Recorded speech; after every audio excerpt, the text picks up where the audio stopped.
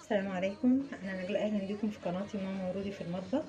ان شاء الله اعمل النهارده البصل بتاع الكشري، او اي حاجه عايزه احطها يكون بصل ناشف.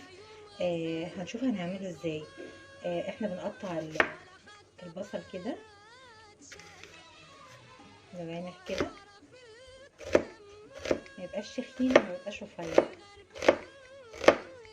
بس هنخلص كل التقطيع بالشكل اللي انتوا شايفينه ده، وهوريكم هعمل ايه وايه الحاجات اللي احطها عليه يخليه مقرمش وطعمه حلو لغايه اخر يعني قطمه زي ما بيقولوا.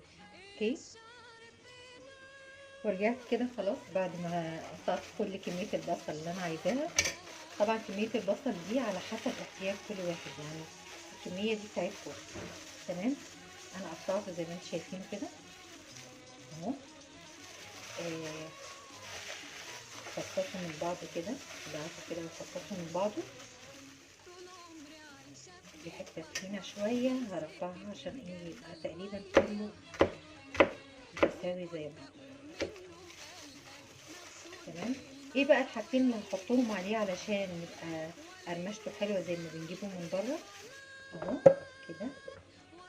شويه نشا زي ما انتم شايفين، وشويه دقيق برضو اهو كتير زي ما انتم شايفين كده، شويه صغيره، وشويه ملح. انا هديله رشه ملح كده بس. هقلب كل ده بقى ببعضه كده عقبال ما الزيت بتاعي يقدح ويسخن، يعني يسخن كويس، وبعدين اقوم حاطاه فيه. هطلعه من تحميرة الزيت واوريهولكوا بقى عامل ازاي اهو. زي ما انتم شايفين كده قلبت فيه الدقيق والنشا. النشا طبعا بتساعد على انه يبقى مقرمش وحلو، والدقيق برضه. خلاص اوكي كده، اخلص ان شاء الله تحمير وهوريهولكوا عشان ما اطولش عليكم الفيديو.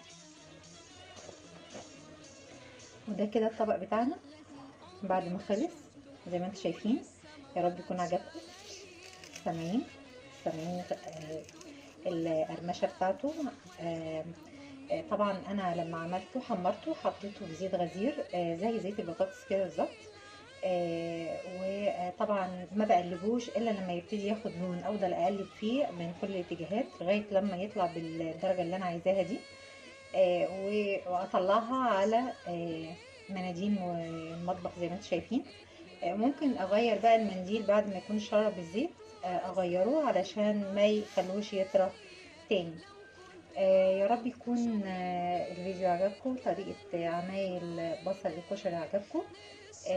لو عجبكم الفيديو يبقى لايك وشير وسبسكرايب، واستنوني الفيديو جديد.